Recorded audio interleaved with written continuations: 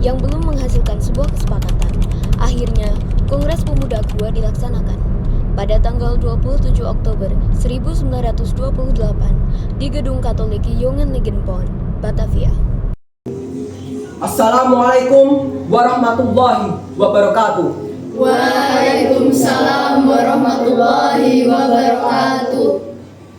Saudara-saudara sekalian, kita berkumpul di sini bukan hanya sekedar berdiskusi, tetapi untuk menentukan nasib bangsa Indonesia kita.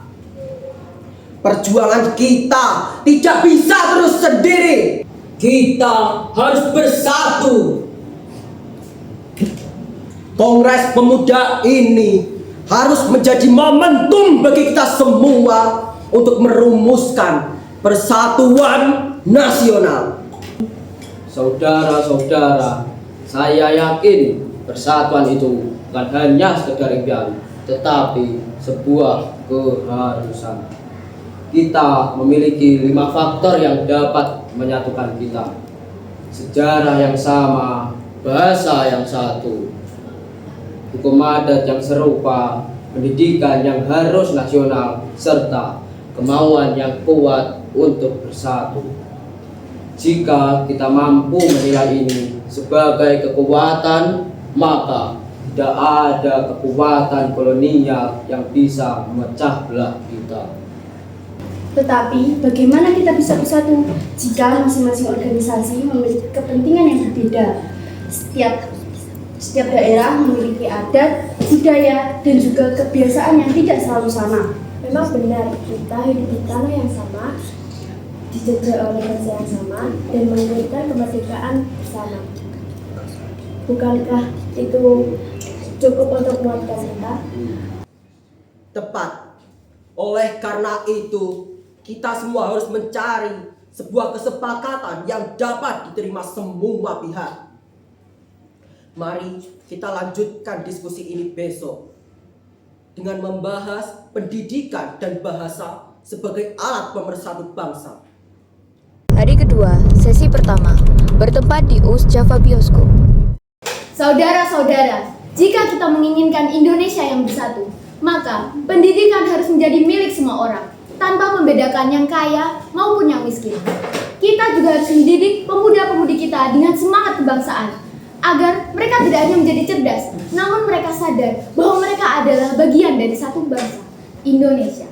Saya sepakat, pendidikan yang baik harus mencakup semua anak bangsa, termasuk perempuan. Perempuan harus diberikan kesempatan yang sama untuk belajar dan berjuang demi kemajuan bangsa.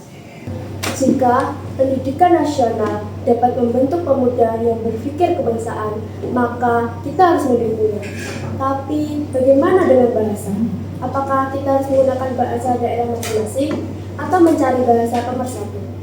Menurut saya, kita harus memakai satu bahasa untuk menjadi bahasa persatuan, yaitu bahasa Indonesia. Bahasa ini bukan hanya sekedar milik satu daerah, tetapi telah digunakan secara luas dan bisa menjadi alat pemersatu bangsa. Baik, jika kita ingin bersatu, maka kita harus menerima bahasa Indonesia sebagai bahasa persatuan. Hari kedua, sesi kedua, Gedung Indonesia Club Gebang, Jalan Keramat Raya 106.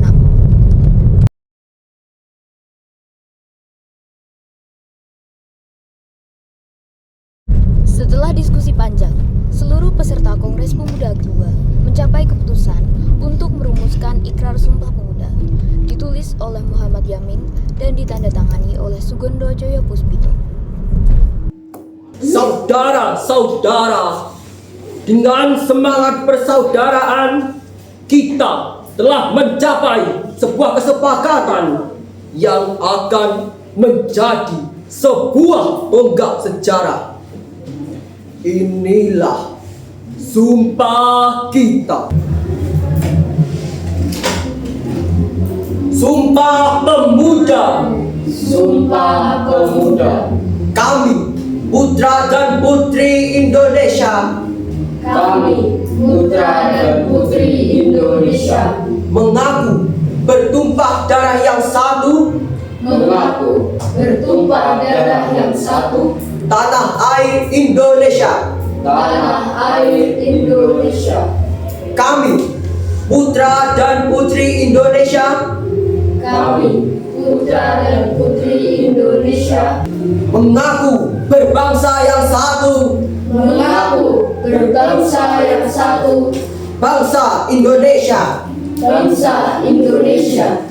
Kami, putra putri Indonesia, Kami, putra putri Indonesia, menjunjung tinggi bahasa persatuan, menjunjung tinggi bahasa persatuan, bahasa Indonesia. bahasa Indonesia.